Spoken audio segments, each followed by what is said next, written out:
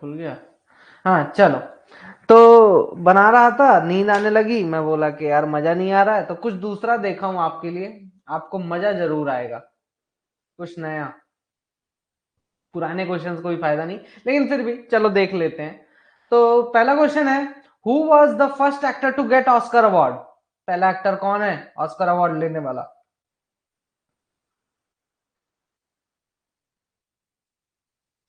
पहला एक्टर कौन है ऑस्कर अवार्ड लेने वाला?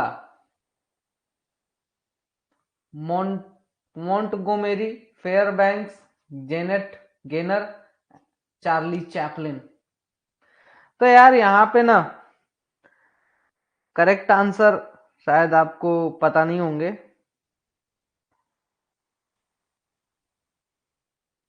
कितने है मेरा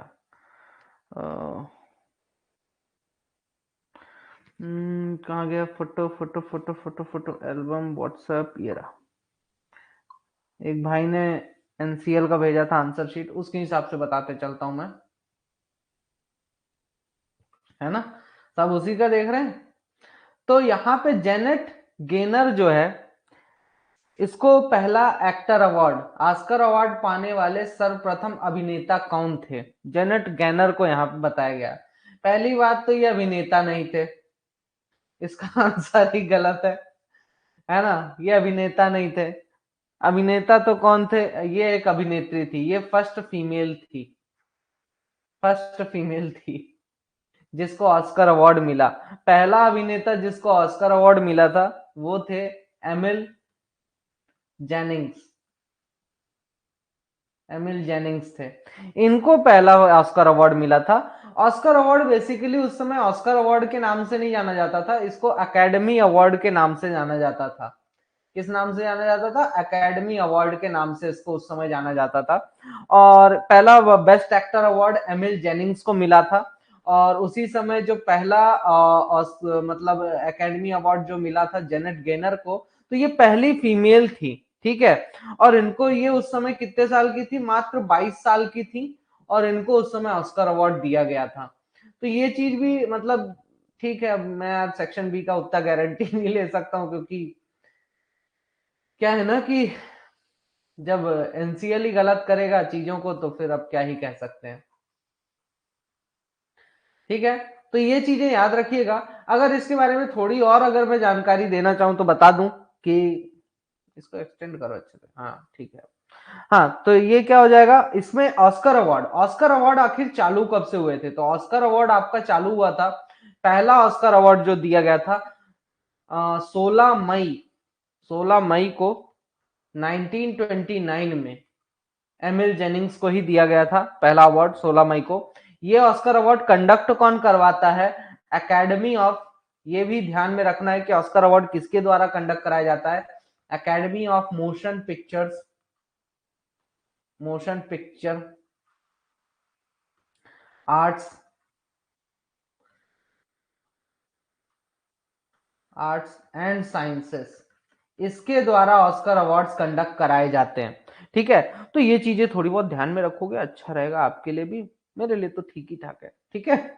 हाँ, तो दूसरे क्वेश्चन पे आते हैं, which country awards the Nobel prize? Nobel prize किस कंट्री के द्वारा दिया जाता है? आयरलैंड, स्वीडन, इंग्लैंड या फिर अमेरिका? तो नोबेल प्राइज जो है, तो वेट करूं ऑप्शन का, तुक्का मारने का?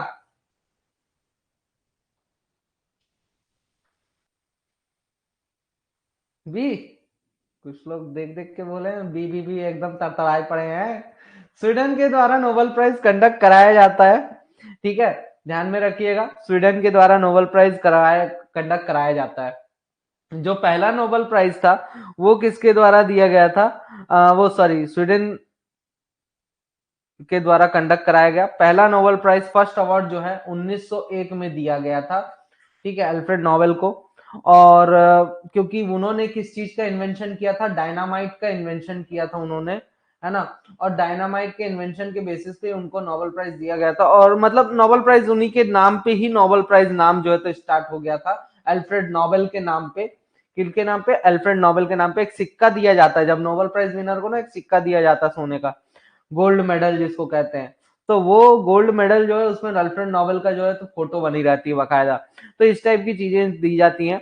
अब ये दिया किसको जाता है? दिया उसको जाता है, नोबेल प्राइज किसको दिया जाता है? तो नोबेल प्राइज उस बंदे को दिया जाता है जिसने कि पिछले साल मतलब कि मैनकाइंड के लिए, ह्यूमंस के लिए बहुत ही ज्यादा जरूरी कोई अच्छा काम किया हो, जो बहुत फायदेमंद हो, ठीक है।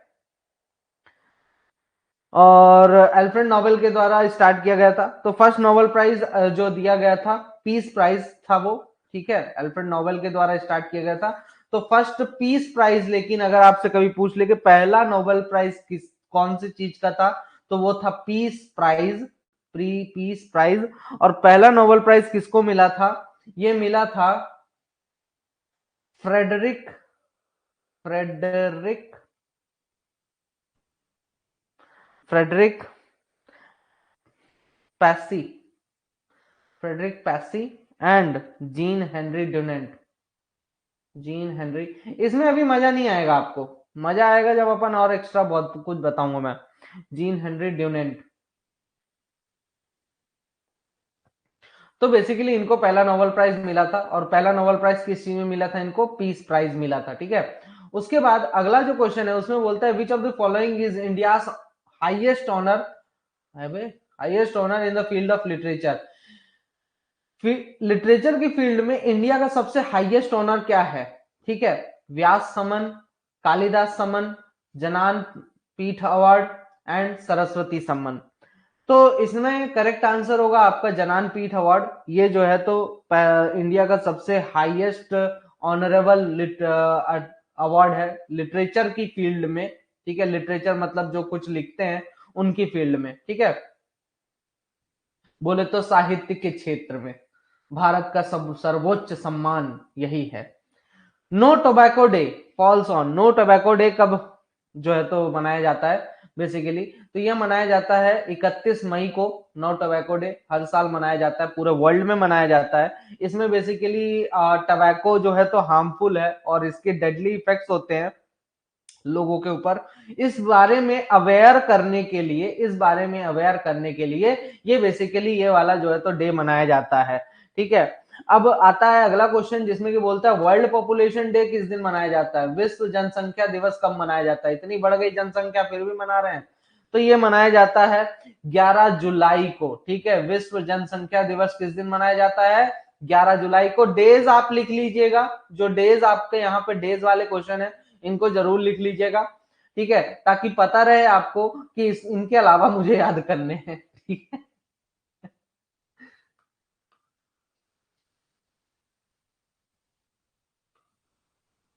चलिए, who was the first international one day cricket, when was the first international one day cricket match was played? पहला इंटरनेशनल वनडे क्रिकेट मैच कब खेला गया था? तो यह खेला गया था 1971 को। पहला one day one day cricket match, international one day cricket match. अच्छा, पहला वर्ल्ड कप किसने किसने जीता था क्रिकेट का? क्रिकेट का पहला वर्ल्ड कप किसने जीता था? बताएंगे कोई?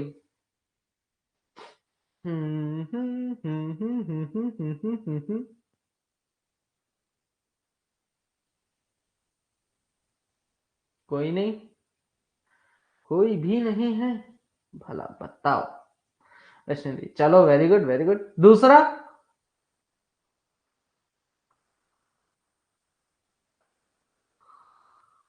अच्छा, सेकंड वाला भी वेस्ट इंडीज।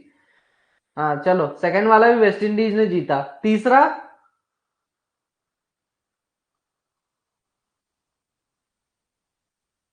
तीसरा कौन जीता?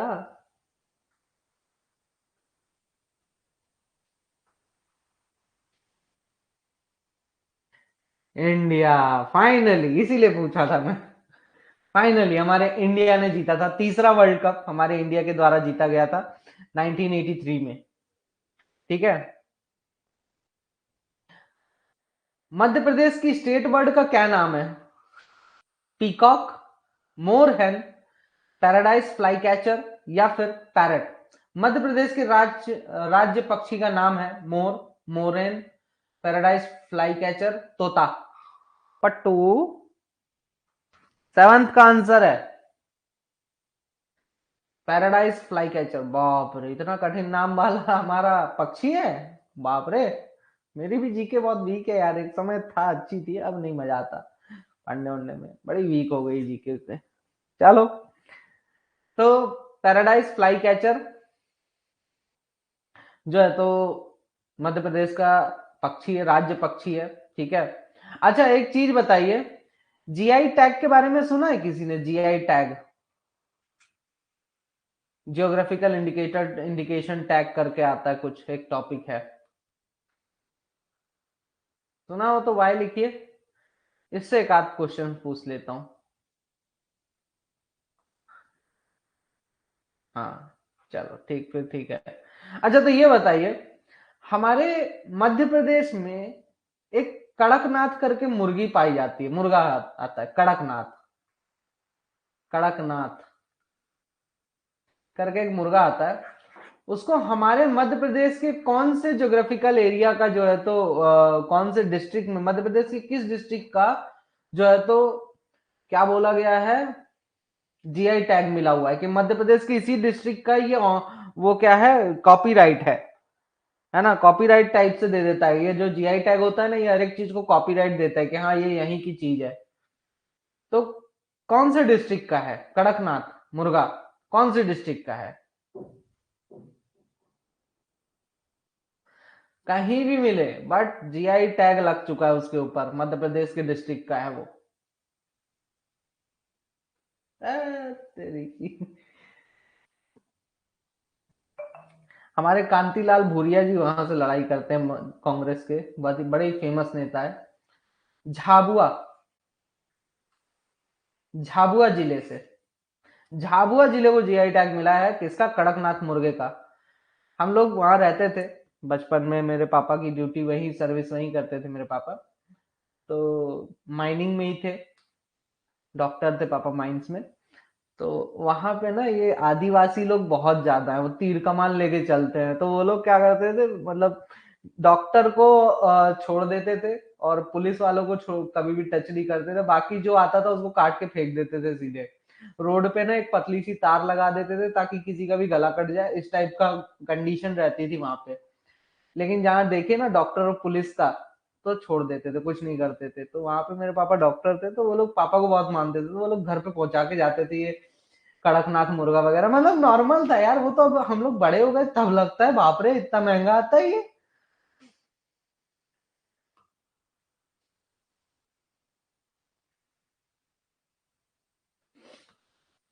चलिए, what is the full form of NGT? NGT का फुल फॉर्म क्या है? National green tribunal, new green tribunal, national green general tribunal, या फिर नेशनल ग्रीन ट्राइब। एनजीटी का पूर्ण रूप क्या है? नेशनल ग्रीन, वही चीज तो है यार, हाँ ये इसमें इसमें अलग है, राष्ट्रीय हरित जनजाति, लास्ट वाले का। तो इसका करेक्ट आंसर होगा ऑप्शन नंबर 8 का, ए, नेशनल ग्रीन ट्रिब्यूनल, ठीक है, एनजीटी का full form. Who authored the book plant economy for India? ये बुक किसने लिखी है, plant economy for India? M Visvesvaraya, Visvesvaraya, Visvesvaraya, J R D Tata, GD Birla, या फिर पट्टाभी सीतारमैया। अरे मूवी का नाम आ गया, रमैया वस्तवैया। तो इसका करेक्ट आंसर, ये बुक किसने लिखी है? ये बुक लिखी गई है, नाइन्थ का है, ए, एम विश्वेश्वरैया, विश्वेश्वरैया, ठीक है। अच्छा एक बुक का नाम मेरे को बताइए, मुझे बहुत पसंद है वो, wings of fire, wings of fire किसके द्वारा लिखी गई है? बहुत फेमस बुक है, बहुत ज्यादा, विंग्स ऑफ फायर। शॉर्ट में ही नाम बता दीजिए उस बंदे का जिसने लिखी है इस बुक को, विंग्स ऑफ फायर, एपीजे।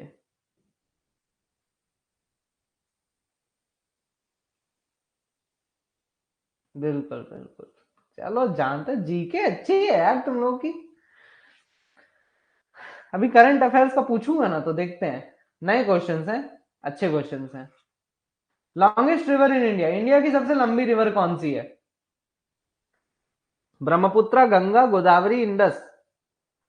सबसे लंबी रिवर। मोदी। हो, ये देखो तिवारी जी। गंगा। ब्रह्मपुत्र।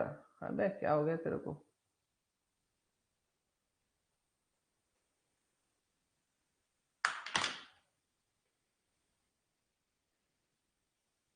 एक सेकेंड। अबे अटक गया भाई।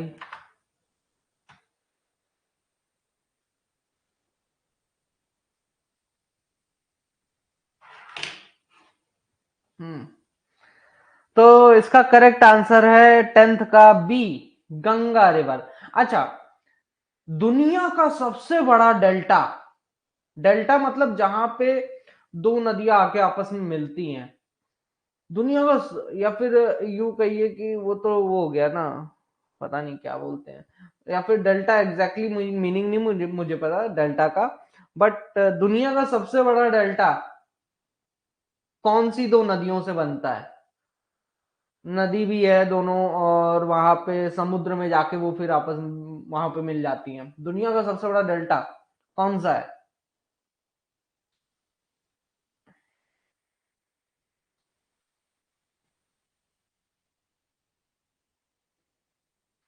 Does anyone knows this?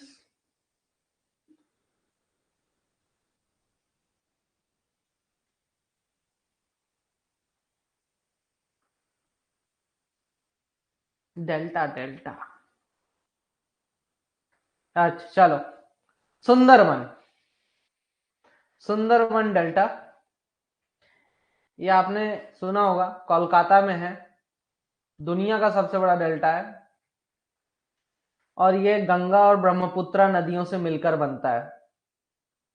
ठीक है, गंगा और ब्रह्मपुत्र दो नदियां मिलती हैं आपस में, वहां पे ये डेल्टा बनता है, यहीं पर हमारा बंगाल टाइगर पाया जाता है।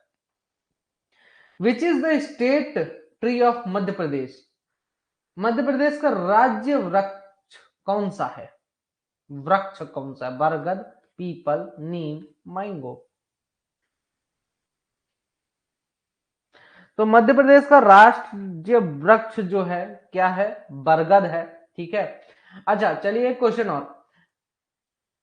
हमारे चार छोटे वाले धाम, चार धाम है, छोटे धाम है, उन चार धामों के नाम बताइए। चार धाम छोटे वाले, चार धाम छोटे वाले, बड़े वाले नहीं, और वो एक ही राज्य में है, एक ही स्टेट में है।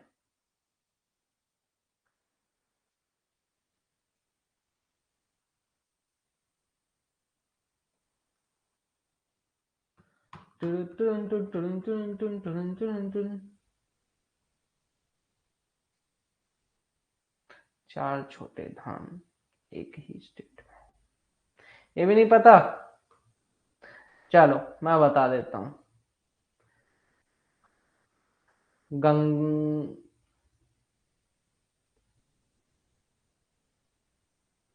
उत्तराखंड में, वेरी गुड। केदारनाथ, बद्रीनाथ, बहुत अच्छे। दो धाम हो गए, केदारनाथ, बद्रीनाथ। तीसरा चौथा गंगोत्री, यमुनोत्री। तो गंगोत्री, यमुनोत्री, केदारनाथ और बद्रीनाथ, ये चार हमारे छोटे वाले धाम हैं। जो भी जाता है तो इन चार धामों में जरूर जाता है ना? अच्छा, highest battlefield in the world, युद्ध क्षेत्र, दुनिया का सबसे ऊंचाई पर बसा हुआ युद्ध क्षेत्र कौन सा है?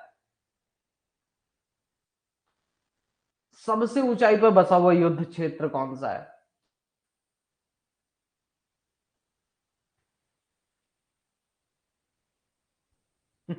छोटे मतलब एक बड़ा होता है ना, एक होता है अपना जैसे शायद केदारनाथ होता है, बद्रीनाथ होता है, और फिर उसके बाद अपना द्वारिका होता है, फिर उस Siachen, very good, Siachen is the right answer. फिर रामेश्वरम हो गया, और इधर क्या बोलते हैं उसको, Jagannathpuri. Siachen is the right answer. Siachen जो है सबसे ऊंचाई पर बसा हुआ युद्ध क्षेत्र है। सियाचिन बॉर्डर, सियाचिन जो है ना, यह आपका इंडिया हो गया यहां से। तो यहाँ पे आपका चाइना आना चाहता है, यहां से इतना कैप्चर किया चाइना ने, और इतना कैप्चर किया है यहाँ से पूरा कैप्चर किया है किसने? पाकिस्तान ने। और ये बीच में जो छोटा सा ट्रायंगल बनता है, यहाँ पे ये पाकिस्तान, इधर से चाइना और इधर से पाकिस्तान ना जुड़ने पाए, इसलिए बीच में हमारी इंडियन आर्मी वहां पे रहती है हमेशा। और हमारी इंडियन आर्मी इतना मतलब वो है कि भाई दिक्कत होती है वहां पे, ना कोई आने जाने का रास्ता, जो भी खाना जाता है वो पूरा का पूरा जाता है किस चीज से? हेलीकॉप्टर से जाता है, वहीं से ऊपर से फेंक दिया जाता है, ये लोग जाके उठा लेते हैं। सियाचिन में ऐसा कंडीशन रहता है। मैं जहाँ रहता हूँ रूम रेंट पे लेके, वो अंकल आर्मी में थे, वो वहां थे, वो बताते हैं कि मतलब वहां तो ना एक कमरे में बड़ा सा रूम बना है, उसमें सिर्फ दारू ही दारू भरी पड़ी है, और ये लोग बर्फ में गाड़ गाड़ के रखते थे और उसी को बढ़िया एकदम फिर पी लेते थे। चलो next question. All the following countries celebrate their independence day on 15th August except. ओ, निम्नलिखित देश 15 अगस्त को छोड़कर अपना स्वतंत्रता दिवस मनाते हैं सिवाय इंडिया के। 15 अगस्त को छोड़कर बाकी सब मनाते हैं, तो इंडिया तो 15 अगस्त को मनाता है लेकिन, ठीक है। Which of the following sport is related to Thomas cup?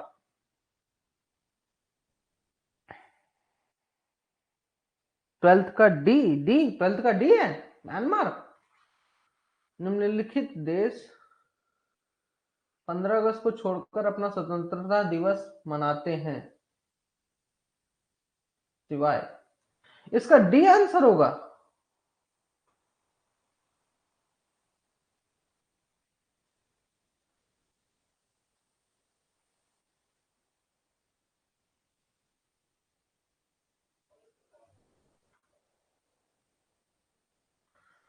निम्नलिखित देश 15 अगस्त को छोड़कर अपना स्वतंत्रता दिवस मनाते हैं सिवाय इंडिया के। डी आंसर कैसे हो गया? कुछ भी देता है यार। गलत आंसर देता है। Which of the following sport is related to Thomas Cup? इनमें से कौन सा स्पोर्ट जो है थॉमस कप से रिलेटेड है? Cricket, badminton, basketball, football. Question number 13, इसका करेक्ट आंसर है बैडमिंटन। ठीक है, थॉमस कप बैडमिंटन से रिलेटेड है। Question number 14, which of the following sport is related to Santosh trophy? Santosh trophy किससे रिलेटेड है? Cricket, badminton, basketball, football. 14 का होगा डी, फुटबॉल से रिलेटेड है। The smallest planet in the solar system? पूरे solar system का सबसे छोटा प्लैनेट, सौर मंडल का सबसे छोटा ग्रह, सौर मंडल का सबसे छोटा ग्रह, पृथ्वी, मरकरी, वीनस, मार्स।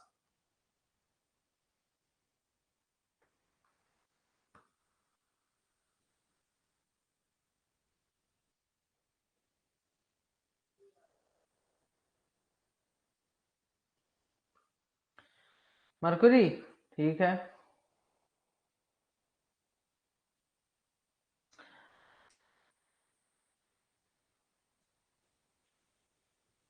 हम्म, तो मरकरी जो है हमारे सौर मंडल का सबसे छोटा ग्रह है, ठीक है। बड़ा ही प्यारा ग्रह है, सन के सबसे ज्यादा पास में है। यहाँ पे जो भी बंदा जाता है वो 5 सेकंड के अंदर भाप बन जाता है, चाहे कुछ भी भेज दो मरक्यूरी पे, इसलिए कोई जाता ही नहीं है। तो चूंकि सूरज के बहुत पास है। इवनिंग स्टार के नाम से कौन से ग्रह को जाना जाता है? इवनिंग स्टार, इवनिंग स्टार के नाम से कौन से ग्रह को जाना जाता है? इनमें से कौन से ग्रह को इवनिंग स्टार के नाम से जाना जाता है? इनमें से, निम्न में से किस ग्रह को इवनिंग स्टार के नाम से जाना जाता है?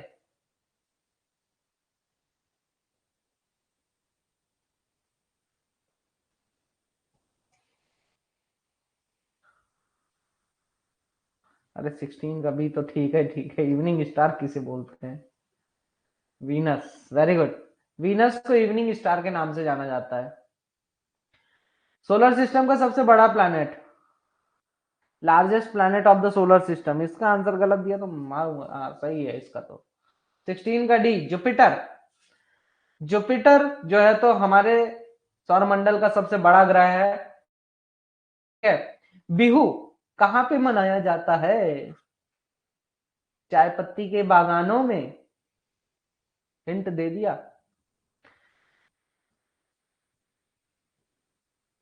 Assam is the right answer. Assam is the right answer. Which of the following train travels the longest distance in India? Oh my God. इनमें से सबसे लंबा डिस्टेंस कौन सी ट्रेन ट्रेवल करती? Guwahati express, Himsagar express, Navyug express, Vivek express.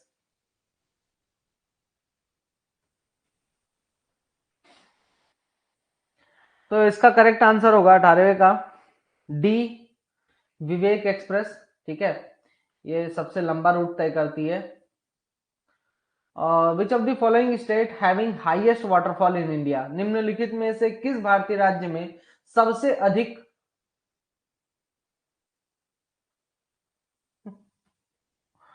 बारिश होती है?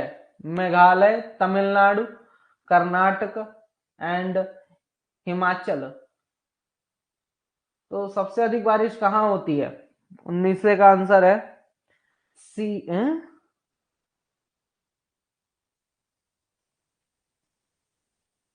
कर्नाटका में सबसे ज्यादा बारिश होती है भी? कर्नाटका में सबसे ज्यादा बारिश होती है, आज पता चला मेरे को।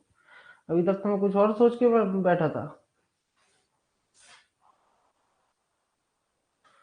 कोई नहीं, क्या ही कर सकते हैं। फीफा वर्ल्ड कप देखते हो? The percentage of nitrogen in air is. Nitrogen का क्या परसेंटेज है हवा में? नाइट्रोजन का, हवा में नाइट्रोजन का प्रतिशत डैश है? कहीं 78%। ठीक है। Question number 21। Which of the following is the largest gold producing country in the world? इनमें से कौन सा सबसे बड़ा गोल्ड प्रोड्यूसिंग कंट्री? सोना सबसे ज्यादा कहाँ निकलता है? हमारे रॉकी भाई के यहाँ निकलता है, मेरे को तो जो पता है। ठीक है।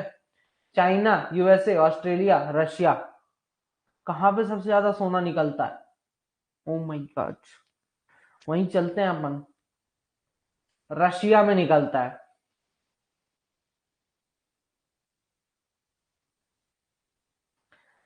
चलिए, अब आते हैं सिंपल इंटरेस्ट कैलकुलेट करना है। क्या फॉर्मूला है सिंपल इंटरेस्ट का? A sum of 12,500 amounts to rupees 15,500 in 4 years. What is the rate at the rate of simple interest? What is the rate of interest? Simple सी बात है भाई, 12,500 की राशि जो है तो 4 वर्षों में निम्न में से किस साधारण ब्याज दर पर 4 वर्षों में 15,500 रुपए हो जाएगी? मतलब कि देखो, सिंपल सी बात यहां पे समझिए कि सिंपल इंटरेस्ट का फॉर्मूला होता है P into R into two, principal into rate into time upon 100। ठीक है। और अमाउंट का फॉर्मूला होता है प्रिंसिपल प्लस सिंपल इंटरेस्ट। ये आपके अमाउंट का फॉर्मूला हो गया। ठीक।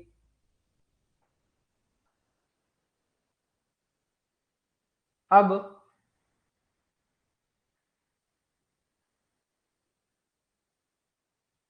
यहां पर आपको जो है तो क्या कैलकुलेट करना है? रेट कैलकुलेट करना है। ठीक है। अब रेट कैलकुलेट करने के लिए क्या करोगे भाई?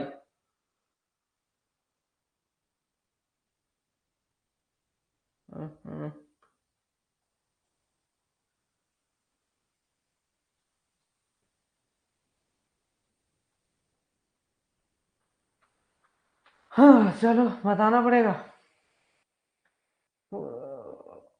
हम्म तो क्या करना पड़ेगा रेट कैलकुलेट करने के लिए? अब रेट कैलकुलेट करना है आपको, ये आर पता करना है। ठीक है। टाइम है आपके पास, आपके पास प्रिंसिपल है। प्रिंसिपल मतलब जितना पैसा आप सामने वाले को देते हो। ठीक है।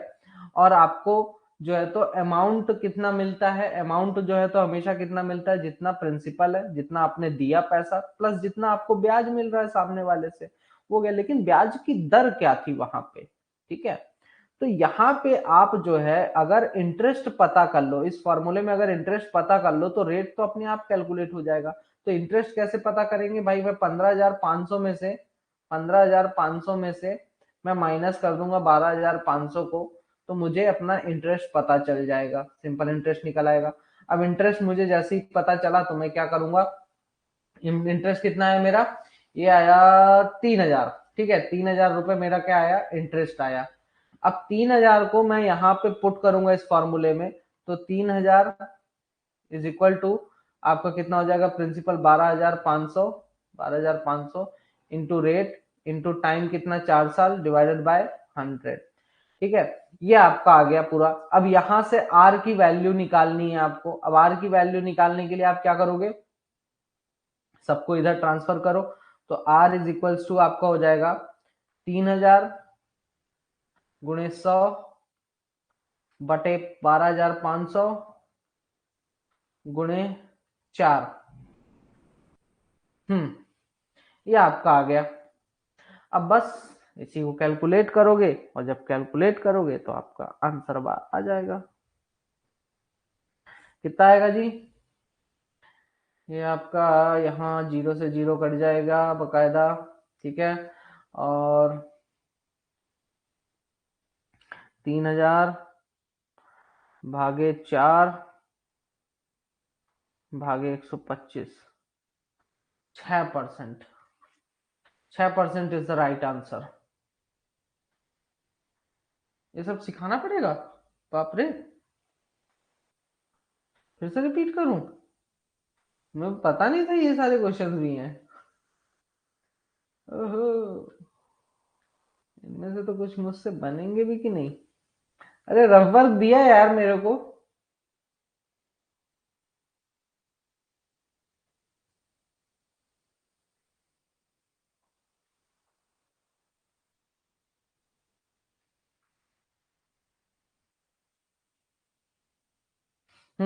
देखिए फिर से करता हूँ, बढ़िया माइनिंग ज्ञान ने दिया ही है रफ वर्क करने के लिए। तो यहाँ पे क्या है आपका, आपको क्या क्या दिया था भाई, प्रिंसिपल दिया था कि 12,500 रुपए आपने सामने वाले को उधारी दिया, आपको अमाउंट कितना मिला, 15,500 रुपए आपको मिला, ठीक है। आपने जब उधारी उससे वापस ली अपनी पूरी, तो उसने आपको 15,500 दिया, 12,500 का 15,500 सामने वाला दे रहा है यार, अब क्या चाहिए। जो आपको टाइम दिया, लेकिन कितने साल बाद लौटाया, 4 साल बाद लौटाया उसने, कितने साल बाद, 4 साल बाद लौटाया। अब यहाँ पे आपको क्या पता करना है, रेट पता करना है कि भाई रेट क्या था, किस रेट से आपने दिया था उसको। तो आपके पास यहाँ पे दो फॉर्मूले, सिंपल इंटरेस्ट की जब बात करते हैं तो P into R into T divided by 100, और दूसरा फॉर्मूला आपका हो जाता है कौन सा, अमाउंट का, amount is equal to principal plus simple interest, ठीक है। ये आपका हो गया। अब यहाँ पे आपके पास रेट आपको पता करना है, लेकिन रेट पता करने के लिए आपको क्या चाहिए भाई, यहाँ पे पी, रेट आपको पता करना है, पी आपको पता है, टाइम आपको पता है, सिंपल इंटरेस्ट नहीं पता। लेकिन यहाँ पे अमाउंट पता है और प्रिंसिपल पता है, तो आप सिंपल इंटरेस्ट यहाँ से निकाल लो और फिर यहाँ पे पुट कर दो इस वाले फॉर्मूले में, ठीक है। तो दूसरे वाले फॉर्मूले से मैं सिंपल इंटरेस्ट निकाल लूंगा और पहले वाले फॉर्मूले में पुट कर दूंगा। तो यहाँ पे मेरा simple interest is equal to कितना हो जाएगा भाई, ये पी इस पार जाएगा, इक्वल टू के उस पार जो भी चीज जाती है माइनस में चेंज हो जाएगी, साइन चेंज हो जाता है उसका, प्लस है तो माइनस है, माइनस है तो प्लस में, अमाउंट माइनस प्रिंसिपल हो जाएगा। अमाउंट कितना, 15,500 माइनस 12,500 प्रिंसिपल, ये कितना हो जाएगा आपका, टोटल हो जाएगा आपका यहाँ पे 3,000, ठीक है। 3,000 आ गया। अब यहाँ पे आप क्या करोगे, 3,000 क्या आ गया आपका, सिंपल इंटरेस्ट आ गया। सिंपल इंटरेस्ट के फॉर्मूले में, पहले वाले फॉर्मूले में पुट करो इसको, simple interest is equal to P into R into T, तो पी इंटू फॉर्मूला लिख दो ताकि आपको समझ में आ जाए जिनको नहीं पता। तो यहाँ पे क्या हो जाएगा, सिंपल इंटरेस्ट की जगह पे आ जाएगा 3,000 is equal to principal 12,500 into rate आपका हो गया इंटू आपका टाइम, टाइम कितना, 4 साल, डिवाइडेड बाय 100। तो आपका रेट यहाँ पे कितना निकल के आएगा, उभर के आएगा 3,000 गुणे 100, भाई ये इस पार जाएगा इक्वल टू के बटे 12,500 गुणे 4, ठीक है। अब 12,500 में ये जीरो कट गया। आपका जब पूरा कैलकुलेशन आप करोगे, यहाँ पे कैलकुलेशन भी बताना पड़ेगा। 4 एकम 4, ये हो जाएगा आपका 750, 1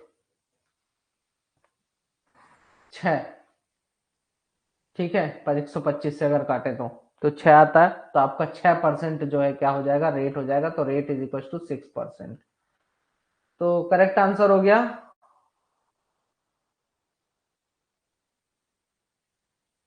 टुकू, आ गया भाई। आपका करेक्ट आंसर क्या आ गया यहाँ पे, 6% इज द राइट आंसर, ठीक है।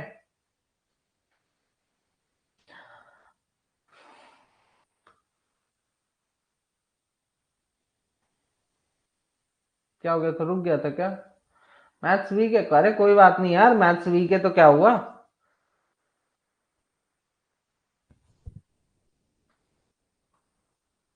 The population of a town increased from 1,75,000 to in a decade. The average percent increase of population per year. देखो, इन अ डिकेड, एक दशक में एक शहर की आबादी जो है तो 1,75,000 से बढ़कर 2,62,500 हो गई। प्रति वर्ष जनसंख्या की औसत प्रतिशत वृद्धि है, ठीक है। अरे बहुत सिंपल क्वेश्चन है, ऑन एन एवरेज कितने परसेंट बढ़ रहा है, ठीक है। ऑन एन एवरेज कितने परसेंट आपका बढ़ रहा है, आपका मतलब हर साल कितने परसेंट आपका बढ़ते जा रहा है पॉपुलेशन जो है, तो ये आपको यहाँ पे कैलकुलेट करना है।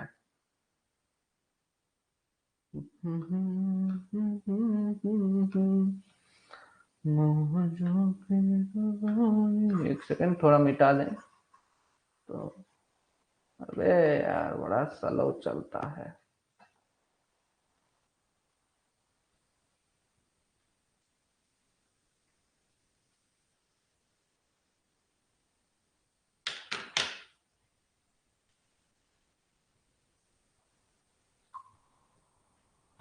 मिटो भाई।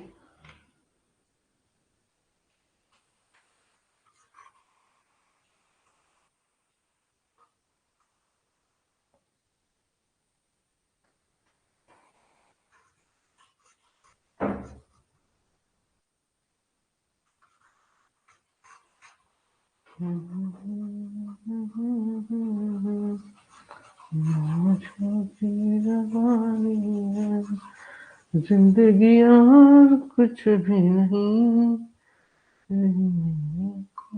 Tap shutter button to search.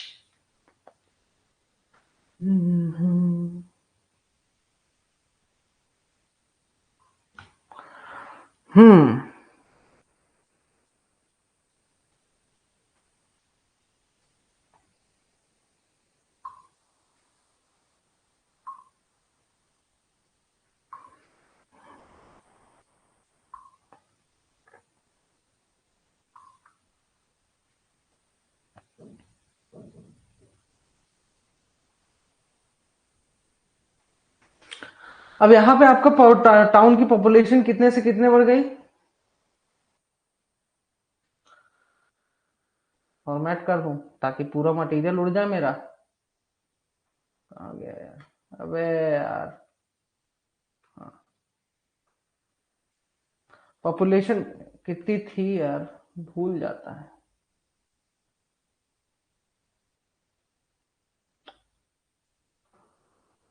1,75,000 आपकी पॉपुलेशन थी, 2,62,000 आपका 2,62,500 आपका 10 साल में। डिकेड का मतलब क्या होता है कि 10 साल में आपका 2,62,000 आपकी पॉपुलेशन हो गई, ठीक है। अब इसमें आपका जो है तो क्या पता करना है कि भाई मेरा हर साल कितनी पॉपुलेशन जो है तो बढ़ रही थी, ठीक है। आपको हर साल कितनी पॉपुलेशन आपकी बढ़ रही थी, आपको ये कैलकुलेट करना है, ठीक। कि हर साल कितनी पॉपुलेशन आपकी बढ़ी, हर साल average percent increase of population per year, हाँ ठीक है। तो आप क्या करो, आप क्या पता करोगे, देखो सिंपल मैथ अपन देखते हैं। आप क्या करोगे यहाँ पे,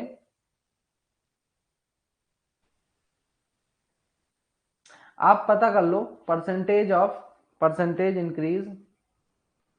increase in population in 10 years. 10 साल में पॉपुलेशन कितना बढ़ा, पहले तो ये पता कर लो। ठीक है, 10 साल में पॉपुलेशन कितना बढ़ा।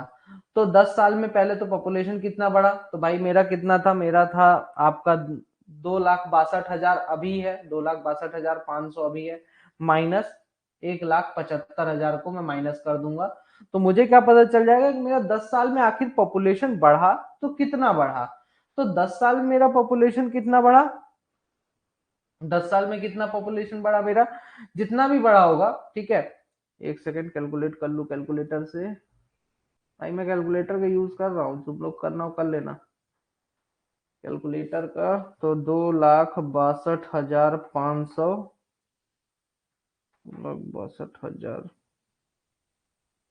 62,500 माइनस 1,75,000, तो ये आपका हो जाएगा 87,500। अब 87,500 मतलब टोटल पॉपुलेशन में कितना, मतलब इस पुराने वाला जितना पुराने जनसंख्या थी उसके मुकाबले कितने परसेंट बढ़ा। भाई कितने परसेंट बढ़ा, परसेंटेज में निकालना है इस चीज को। तो डिवाइडेड बाय 1,75,000 गुणे 100 कर दो, इज इक्वल्स टू आपका कितना हो जाएगा, ये आपका हो जाएगा लगभग 50% बढ़ोतरी हुई। कितनी बढ़ोतरी हुई, 50% बढ़ोतरी की आ जाएगी। ठीक है, अब 50% तो 10 साल में कितना परसेंट बढ़ा, हर साल कितने परसेंट बढ़ रहा है, तो 10 साल में 10 ईयर्स में आपका 50 डिवाइडेड बाय 10 कर दोगे तो आपका 5% हर साल का इंक्रीज आ जाएगा पॉपुलेशन का।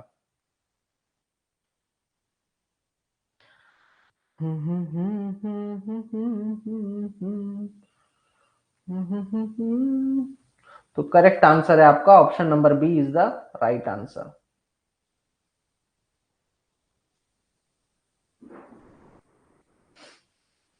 न्यू ले लो हो, ठीक है, 5% आपका करेक्ट आंसर है। नेक्स्ट क्वेश्चन, क्वेश्चन नंबर 24, जिसमें कि a fruit seller had some apples, एक फ्रूट सेलर के पास कुछ एप्पल्स है, वो लगभग 40% जो है, ही सेल्स 40% एप्पल्स। ठीक है, जिसमें से कि 40% सेब जो है तो वो बेच देता है। उसके पास फिर भी 420 सेब बचे हुए हैं, तो उसके पास टोटल कितने सेब हैं, उसके पास टोटल कितने सेब हैं। तो देखिए यहां पे आपको क्या करना है भाई, उसने क्या किया, अभी उसके पास कितने एप्पल्स बचे हैं,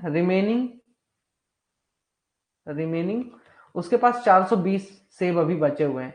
बेचे कितने सेल्स, उसने बेचे हैं 40%, 40% सेब उसने बेच दिए। ठीक है, अब बोल रहा है कि आखिर उसके पास कितने सेब उसने बेचे, ये पूछा है ना।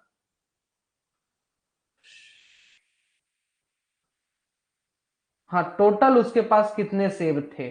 ठीक है, टोटल उसके पास कितने सेब थे, ये पता करना है आपको यहाँ पे, कि टोटल भाई साहब के पास कितने सेब थे। ठीक है, टोटल एप्पल्स। अब टोटल एप्पल की अगर मैं बात करूं तो टोटल एप्पल कितने होंगे भाई, 420 जो बचे हुए हैं प्लस ये जो 40% इसने बेच दिए। ठीक है, 40% जो बेच दिए इसने। अब ये जो है यहां पर ये 420 क्या है, ये आपका 60% एप्पल है उसका जो बचा हुआ है। ठीक है, तो यहाँ 1% में कितने सेब आते हैं ये निकाल लीजिए, जब एक का पता हो तो पता करना हो तो सीधे, मतलब कि 60% में कितने एप्पल्स हैं, 420 एप्पल हैं। 1% में कितने सेब होंगे, 420/60। ठीक है, 1% का आ जाएगा, फिर आप निकाल लोगे भाई 40% में कितना होता है, तो गुणे 40 कर दोगे, तो यहां से आपका 642 और 7/4 28, 70 हुआ ना, 7/4 28, 280। तो 280 यहाँ पे 40 के जगह, 40% की जगह टोटल सेब आपके कितने हो जाएंगे, 280 इज इक्वल टू टोटल कितना हो गया,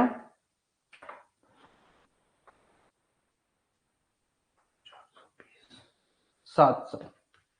तो 700 सेब हैं इसके पास।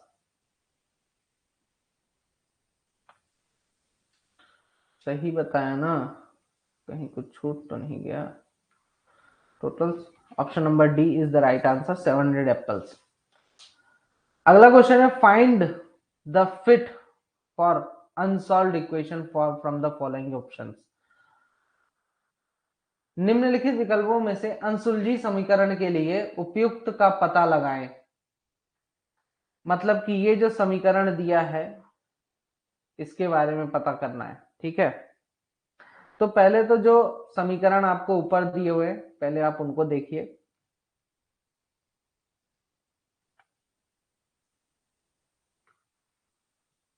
एक प्यार का नगमा,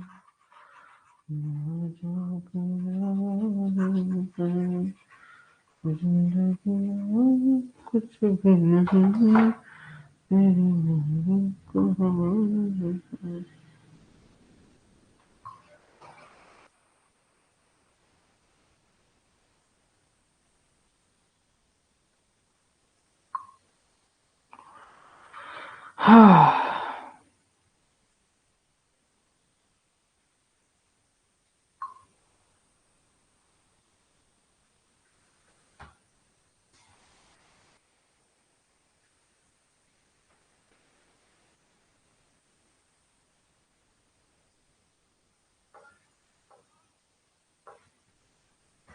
हम्म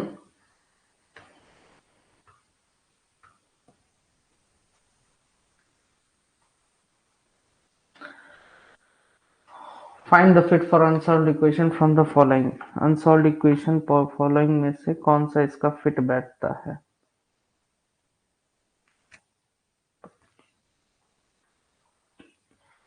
756 है इसका आंसर। 5 6 3, 3 3 5 6, 105, 5 1 0, 5 6 7, 7 5 6, 756 आपका राइट आंसर है। If in a particular code Noida is written as 39658, then how India will be written in the same code? अगर किसी विशेष कोड में नोएडा को ये लिखा जाता है तो उसी कोड में इंडिया कैसे लिखा जाएगा। तो इंडिया कैसे लिखा जाएगा, इसका करेक्ट आंसर है आपका 26वें का बी, 63568। 1 2 3 4 5, 1 2 3 4 5। ओके,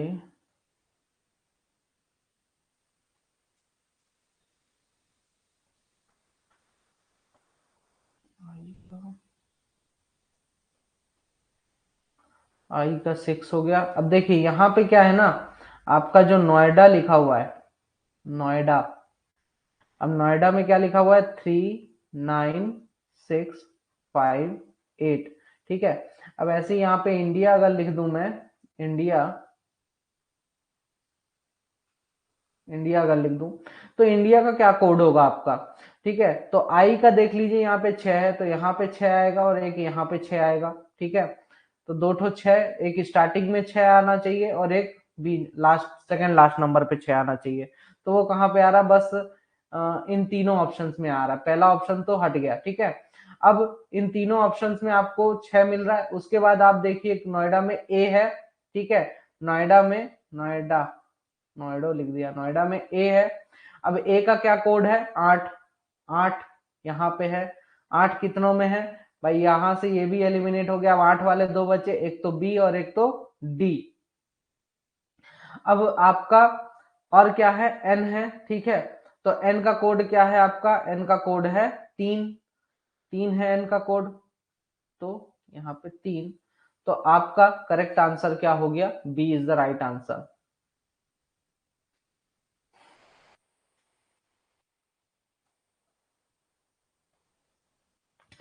अगला क्वेश्चन, एक पौधे की ऊंचाई हर साल उसकी ऊंचाई का एक 1/8वां हिस्सा बढ़ती है। है ना। मतलब एक पौधा है, वो हर साल अपने ऊंचाई जितनी भी उसकी हाइट है उसका 1/8वां भाग जो है तो वो हर साल बढ़ता है। अब अगर उसकी अभी की जो हाइट है, अभी की जो हाइट है वो है कितनी, 64 सेंटीमीटर। ठीक है, अभी की जो हाइट है उसकी कितनी है, 64 सेंटीमीटर। 2 साल बाद इसकी हाइट कितनी होगी, ठीक है, 2 साल बाद इसकी हाइट कितनी होगी, तो 2 साल बाद इसकी हाइट कितनी हो जाएगी। तो यहाँ पे अब हम क्या करेंगे भाई, इसका 1/8वां भाग निकालेंगे, मतलब 64 का 1/8वां भाग कितना होगा, 64 का, तो 64 का 1/8वां भाग हो जाएगा 8 सेंटीमीटर बढ़ेगा। ठीक है, 8 सेंटीमीटर बढ़ गया तो ये कितना हो गया, 72 सेंटीमीटर हो गया। अब 72 का 1/8वां भाग कितना होगा, 72 का 1/8वां भाग, 72 का 1/8वां भाग कितना हो जाएगा, 9, 9 सेंटीमीटर बढ़ेगा। तो अब 72 प्लस 9 कितना हो जाएगा आपका, ये हो जाएगा 81 सेंटीमीटर। तो question option number D is the right answer. ठीक है, ऑप्शन नंबर डी आपका करेक्ट आंसर होगा यहाँ पे।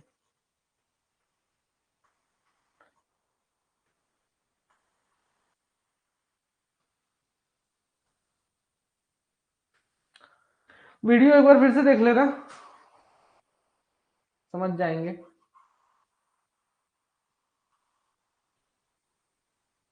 अब इनके ट्रिक्स मेरे से मत पूछना यार, ये ट्रिक्स आते हैं इनके मार्केट में बहुत सारे, वो सब मुझे नहीं आते ट्रिक्स वगैरह, वो सब आपके राम सर जो है तो आपको कंप्लीट कराएंगे ही। तो ट्रिक्स अगर सीख जाएंगे तो उससे अच्छा तो कुछ है ही नहीं। If the average of 7 different continuous serial numbers is 20, then which of the following is the largest among 7 different numbers? यदि 7 भिन्न क्रमिक संख्याओं का औसत 20 है, ठीक है, तो निम्नलिखित में से 7 भिन्न संख्याओं में से कौन सी संख्या सबसे बड़ी है।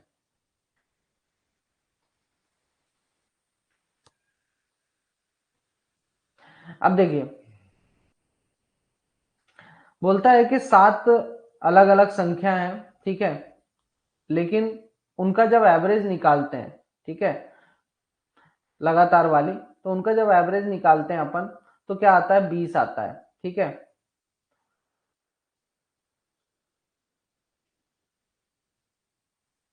अब इनमें से आपको बताना है कि उन 7 में से जो भी 7 हमने नंबर लिए लगातार वाले, उन सभी का एवरेज, मतलब कि मैं सातों नंबर को प्लस करूंगा, मान लीजिए 20 किया, प्लस प्लस 21 किया, प्लस 23 किया, प्लस अपना 24 कर लिया। ठीक है, तो इन सातों को इस तरीके से मैंने सातों को प्लस किया, डिवाइडेड बाय 7 किया, तो मेरा एवरेज कितना आना चाहिए, 20 आना चाहिए।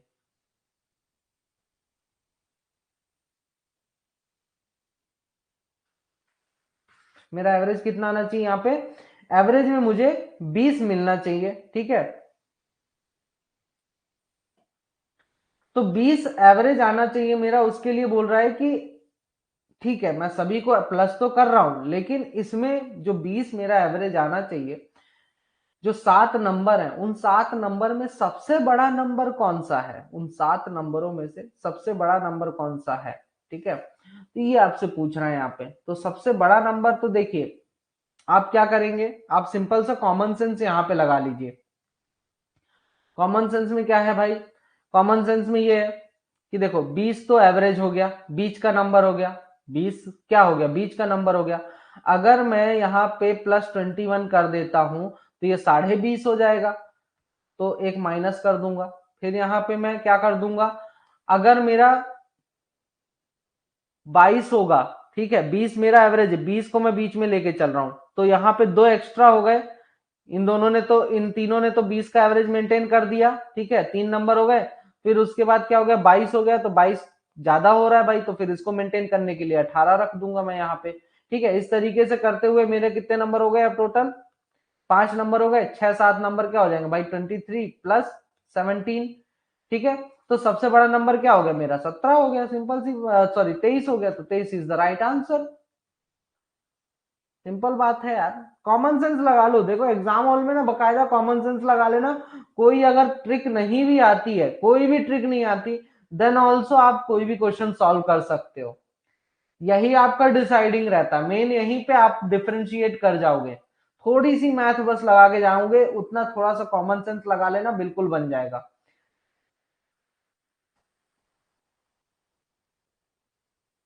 देखिए अब एक कोई नंबर है, अब एक कोई नंबर है, उस नंबर में मैं अगर 15 माइनस करता हूं तो सिर्फ 80% नंबर ही बचता है, अगर 15 माइनस करता हूं, ठीक है। अगर मैं 15 माइनस करता हूं तो वो उस नंबर का 80% है। किस नंबर का? जो भी नंबर था उसका 80% है, ठीक है, 80% के बराबर है। तो यहां पे 80% ऑफ एक्स, एक्स का 80% होता है। तो यहां पे बताता है, पूछ रहा है आपसे कि 40% क्या होगा, उस नंबर का 40% आखिर कितना होगा, उस नंबर का 40% कितना होगा, ठीक है। आपसे ये चीज पूछ रहा है यहाँ पे। तो एक बार मिटा दूं, लास्ट के 2 क्वेश्चन बचे हैं, तो इनको बता के खत्म किया जाए।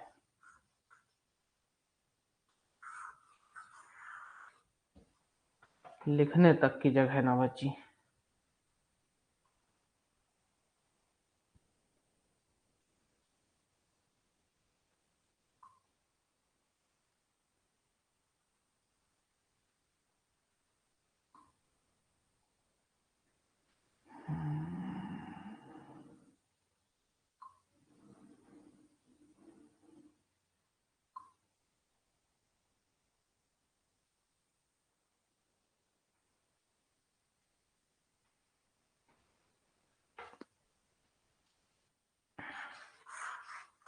देखिए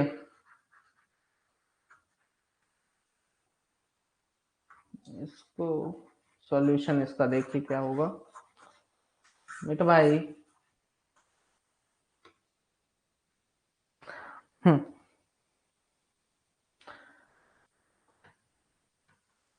अब यहाँ पे देखिए, आपको बोल रहा है कोई एक नंबर है, उसमें से 15 घटा दिए, तो आप हमें क्या मिला, जो भी हमारा ओरिजिनल नंबर था उसका 80% मिला। हमें नहीं पता ओरिजिनल नंबर हमारा क्या है, उसका 80% मिला, ठीक है। ओरिजिनल नंबर का 80% मिला। तो ओरिजिनल नंबर का 80% आखिर कितना, पहले तो हमें पता करना है कि हमारा ओरिजिनल नंबर क्या है। ओरिजिनल नंबर क्या है पहले तो ये पता करेंगे। तो एक्स क्या है, हमारा ओरिजिनल नंबर है, ठीक है। अब चलो यहाँ पे हम क्या करेंगे, इसको काटेंगे तो ये आ जाएगा 4, यहाँ पे आ जाएगा 5, तो ये क्या हो जाएगा, X minus 15 is equal to 4x upon 5, ठीक है।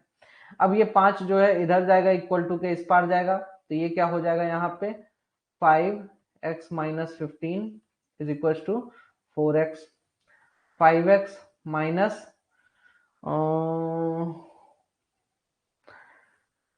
75, ठीक है, इज इक्वल टू 4x। 75 को इस पार ले जाओ और 4x को इस पार ले आओ, तो क्या हो जाएगा आपका यहाँ पे, आपका हो जाएगा 5x minus 4x is equal to 75। तो x इज इक्वल टू 75, 75 आया। तो मतलब नंबर क्या था, 75 था, ठीक है।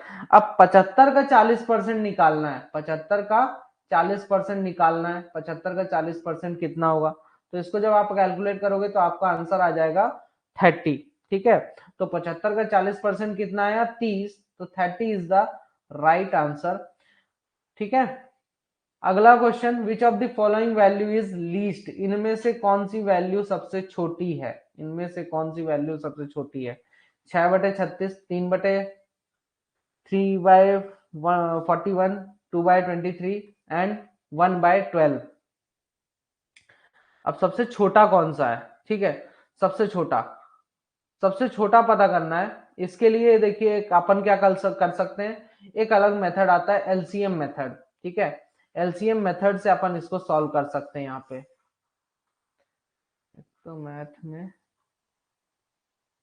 इरेज ऑल का, इसको पीपीटी में अगली बार तैयार करके रखूंगा मैं, बताने में आसानी रहेगा। अगला जो सेट होगा उसमें पीपीटी में तैयार कर दूंगा मैं इसको।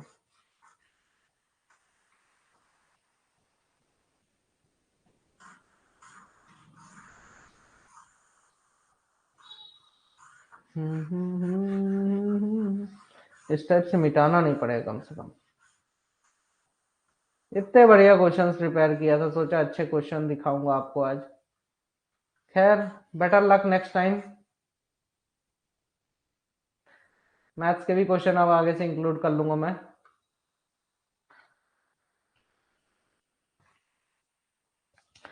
तो देखिए यहाँ पे क्या करना है आपका, ये 6/36 है ना, तो जो कट रहे हो उनको एकदम सिंपल में कर लीजिए। तो 6/36 कितना हो जाएगा, 1/6 हो जाएगा। 3/41 कितना हो जाएगा, 3/41, ये उतना का उतना ही रहेगा। 2/23, ये भी वैसा का वैसा रहेगा। क्या लिख रहा हूँ यार मैं भी। एंड 1/12, ये भी वैसा का वैसा रहेगा। अब इसमें एक तो ये है कि भाई डायरेक्ट डिवाइड कर ले, करके कर लो, ठीक है। डायरेक्ट डिवाइड कर लोगे तो आपका आंसर इसमें वैसे भी आ जाएगा।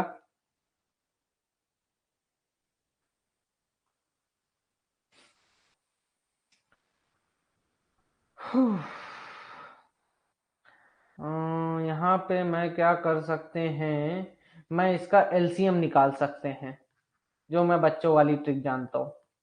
मैं ज्यादा वैसी वाली ट्रिक नहीं जानता। तो इसका पूरे का एलसीएम निकाल लेंगे।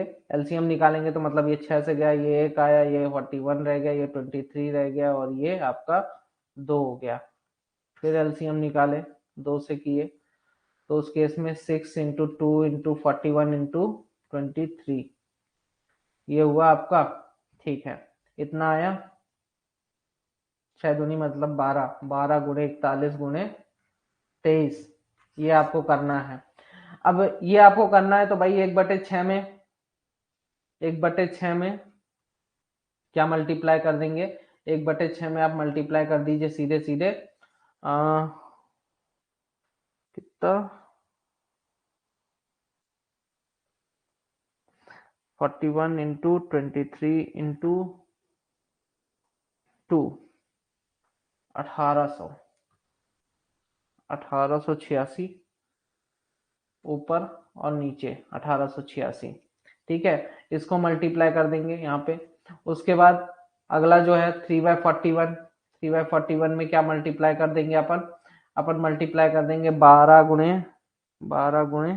23, 276, 276 मल्टीप्लाई कर देंगे। और अगला जो आ जाएगा कौन सा है, 2/23, तो 2/23 में मल्टीप्लाई कर दीजिए 12 × 41, 492। मैं यहाँ पे कर क्या रहा हूं, यहाँ पे कर क्या रहा हूं मैं, यहां से मुझे एक वैल्यू मिल गई। अब जो चीज यहाँ मौजूद है ऑलरेडी, मतलब कि इसका नीचे वाले हिस्से में जो चीज यहाँ मौजूद है, उस चीज को हटाकर, उस चीज को हटाकर बाकी चीजों को मैं उसमें क्या कर दे रहा हूं, गुणा कर दे रहा हूं, मल्टीप्लाई कर दे रहा हूं बाकी चीजों को, ठीक है। सिर्फ इस एक चीज को हटा के, जैसे यहाँ 41 था, तो अब 41 को मैं हटाकर बाकी जितना बचा, अब यहाँ 41 को हटा दो तो क्या बचा, 12 बचा और 23 बचा, तो 23, 12 और 23 को मैं यहाँ पे क्या कर दूंगा, मल्टीप्लाई कर दूंगा। जैसे यहाँ पे 23 है तो मैंने यहाँ पे क्या किया, 23 है तो 12 और 41 को मैंने जो है तो यहाँ पे मल्टीप्लाई कर दिया, ठीक है। तो इस तरीके से मैं जो है तो क्या करते जाऊंगा, मल्टीप्लाई करते जाऊंगा। और फाइनली फाइनली जो मेरा आंसर आएगा तो वो कितना आएगा, 1800, पहले वाले में आ जाएगा 1886 बटे 1886 बटे 1100, 11,316। दूसरा आ जाएगा मेरा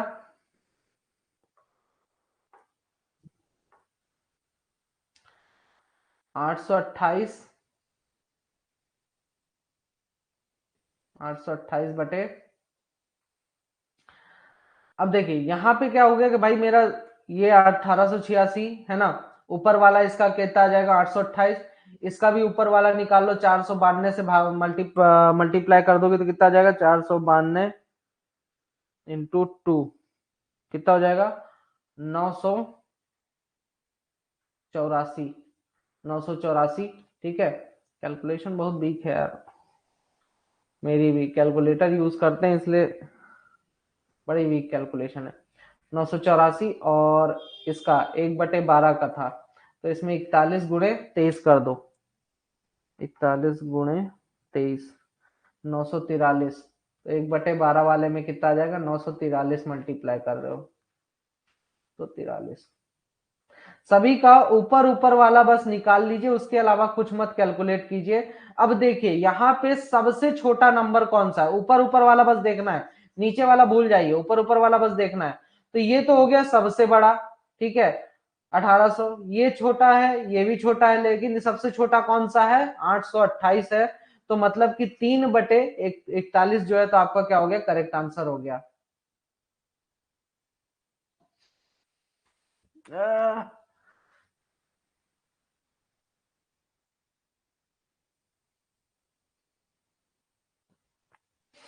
ठीक है, तो देख लीजिएगा, अगर नहीं समझ में आता है तो एक बार राम सर से बात कर लीजिएगा, अगर उनके पास कोई ट्रिक होगी तो वो अपनी ट्रिक के हिसाब से आपको बता देंगे पूरा का पूरा, ठीक है। उनके पास क्या है कि वो ये सब प्रैक्टिस करते रहते हैं तो ट्रिक जानते हैं, हम लोग तो बस ऐसे ही है कि भाई आज जैसा डायरेक्ट मेथड आज तक बचपन से जो भी सीखे हैं, बचपन के हिसाब से हम लोग लगाते हैं, छोटे बच्चों टाइप, इतना बड़ा नहीं करते, मतलब शॉर्ट में नहीं कर पाते हैं, क्योंकि कभी प्रैक्टिस ही नहीं की इस चीज की। तो अभी के लिए इतना ही। बाकी मेरे पास कुछ एक्स्ट्रा क्वेश्चंस हैं करंट अफेयर्स के, मैं वो करवा दूंगा आपको सही तरीके से, ठीक है।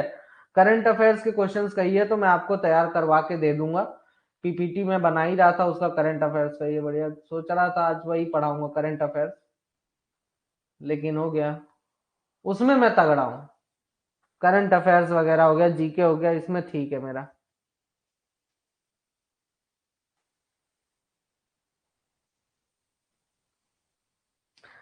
कल के लेक्चर कल कर ले एक लेक्चर, और ईएमटी का,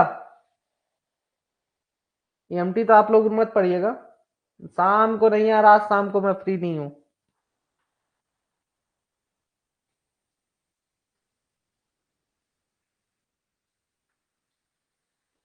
कल करते हैं, ठीक है।